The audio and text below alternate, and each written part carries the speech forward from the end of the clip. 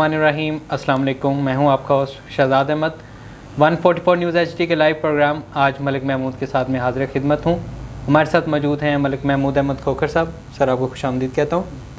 कल के पीडीएम के इजलास में आसफ अली जरदारी और अमीर हैदर होती, जिन्होंने नवाज शरीफ के बयान पर काफ़ी बहस की है, कैसे देखते हैं इस चीज़ को? बिस्मिल्लाहिर्रहमानिर्रहीम। शुक्रिया शहजाद।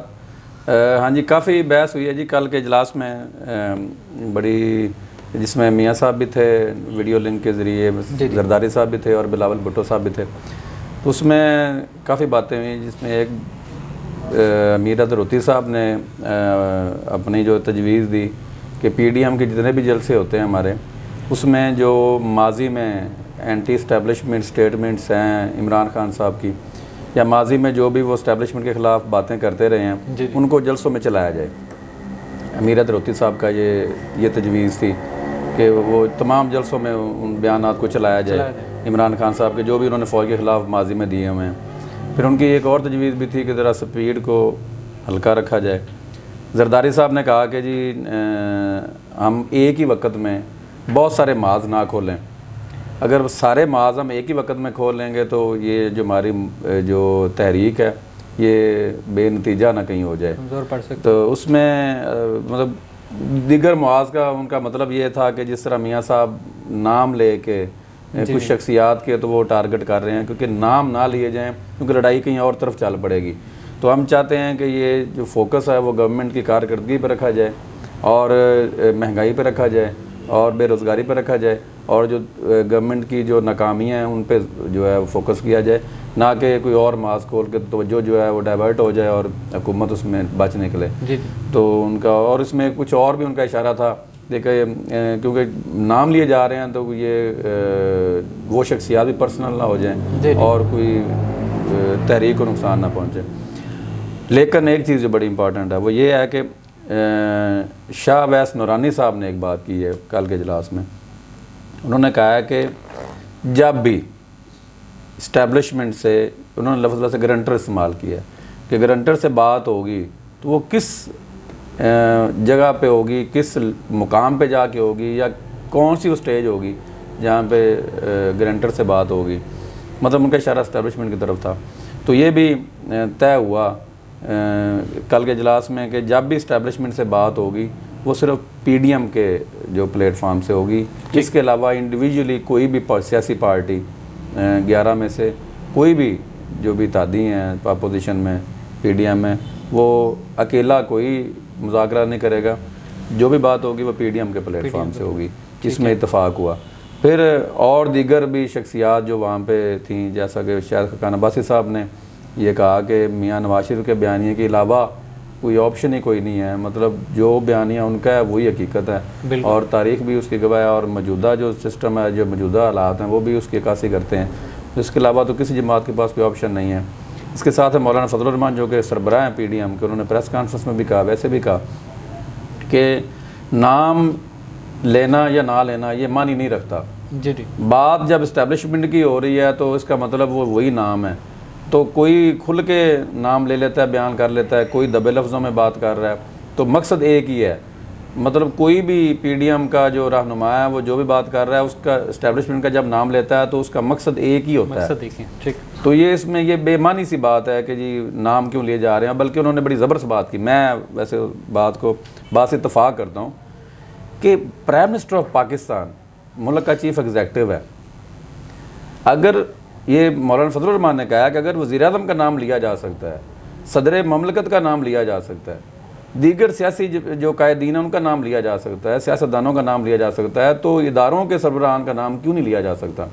मतलब इसमें कौन सी ऐसी बात है? मतलब उनका कहने का मकसद ये था कि ये कोई मुकद्दस गाय तो नहीं है ना।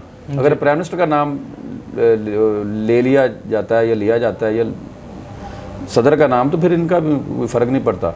तो ओवरऑल बयानिए पे सभी का इत्तेफाक है। फ़र्क बात सिर्फ इतनी है, बड़ा मौलाना फजलुर रहमान ने क्लियर कर दिया कि कोई दबे लफ्ज़ों में नाम ले रहा है, कोई खुल के नाम ले रहा है, कोई इस्टेब्लिशमेंट का नाम ले के ये बात कर रहा है, तो मतलब हमारा बयान ही ओवरऑल एक ही है पीडीएम का। इसमें कोई ऐसी चीज़ नहीं है। मैंने पहले भी प्रोग्राम में कहा था कि अगर फ़िलहाल पीडीएम में कोई ऐसी बात नहीं है। अगर कुछ ऐसा हुआ तो वो जब इसका थर्ड जो फेज़ है इस तहरीक का, जब इस्तीफ़ों पे बात आनी है, असम्बलियों से इस्तीफ़े जब होने हैं, तब कोई मसला खड़ा हो सकता है। क्योंकि माजी में भी PTI के कुछ लोगों ने क्लेम किया है कि जैसे फवाद चौधरी साहब ने कहा था कि नून लीग के तो बहुत कम लोग थे जो इस्तीफ़ा देने के लिए तैयार हैं, बाकी तैयार ही नहीं है। इसी तरह पीपल्स पार्टी में बहुत से लोग जो हैं वो इस्तीफ़ा देने के लिए तैयार नहीं है, ऐसा PTI का कहना है।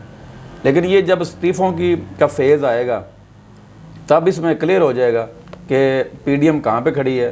क्या पीपल्स पार्टी ये जो रोज़ाना अफवाहें हैं कि वो स्टेप बैक कर जाएगी, फरवरी में कर जाएगी, जनवरी में कर जाएगी, वो करती कि नहीं करती। लेकिन फ़िलहाल तमाम जमातें जो PDM है वो इंटैक्ट हैं, कोई उनमें मिसअंडरस्टैंडिंग नहीं है। हाँ, अलबत्ता गवर्नमेंट और दीगर इदारों की तरफ से मिसअंडरस्टैंडिंग्स पैदा करने की कोशिश की गई हैं, लेकिन उन्होंने बड़े अच्छे तरीके से उसको मैनेज किया और अभी तक कोई ऐसी बात नहीं है। लेकिन ओवरऑल अभी 14 को वो उनका इजलास होने जा रहा है, जिसमें वो एक मिसाक पाकिस्तान लेके आ रहे हैं, जिसमें वो चाह रहे हैं कि आइन की तशरीह हो, उसमें क्लियर हो कि जमहूरी निज़ाम कैसे चलेगा, जमहूरियत को कैसे परवान चढ़ना है, वगैरह वगैरह। इसके लिए 14 को गालबन इजलास है PDM का, उसमें वो मिसाक पाकिस्तान के नाम से जो है वो एक मिसाक लाने जा रहे हैं, जिस पे हमारे जो वज़ीर इत्तलात शिबली फराज साहब ने काफ़ी तनकीद की है कि जो जमात आए दिन नया मिसाक लाती है वो आगे क्या चलेगी।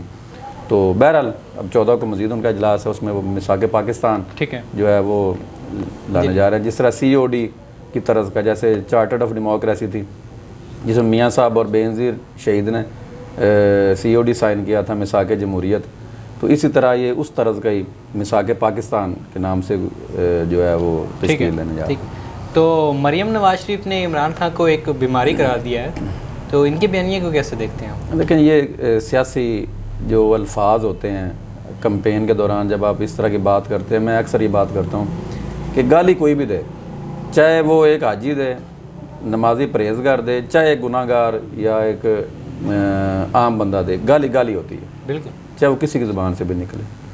कोई भी सियासी लीडर है, खा वो गवर्नमेंट में है, खा वो अपोजिशन में है, अल्फाज के चुनाव में बड़ा मुताद रहना चाहिए।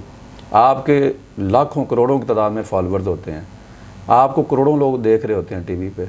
जब आप इस तरह के अल्फाज इस्तेमाल करते हैं तो फिर एक तरफ आप अली अमीन गंडापुर साहब को पे तनकीद कर रहे हैं कि वो अब्यूजिंग ज़बान इस्तेमाल कर रहे हैं जलसों में, दूसरी तरफ अगर आप ख़ुद भी इस तरह के अल्फाज इस्तेमाल करेंगे तो ये नामुनासिब होगा।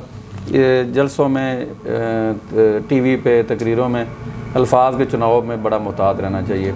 जिस तरह अली अमीन गंडापुर साहब जो हैं वो बड़ा मतलब रेड लाइन ही क्रॉस कर रहे हैं। अब जरदारी साहब पाकिस्तान के सदर रहे हैं, उनके बारे में इस तरह का बयान देना कि जी वो सिनेमा चलाते थे, नवाज शरीफ साहब के बारे में कहना कि उनकी लोहार की दुकान थी, और बाकियों के बारे में मरीम नवाज शरीफ साहब के बारे में कहना कि वो सर्जरी करवाई आपके पैसों से। तो इस तरह आप सियासत करें, कैंपेन करें, वोट मांगें, लेकिन अगले बंदे की तजलील करके नहीं। बिल्कुल, इखलाकियात होने चाहिए। मुस्बत तनकीद करें, चाहे अपोजिशन है चाहे गवर्नमेंट है, मुस्बत तनकीद करें, लेकिन गाली गलूच के साथ नहीं।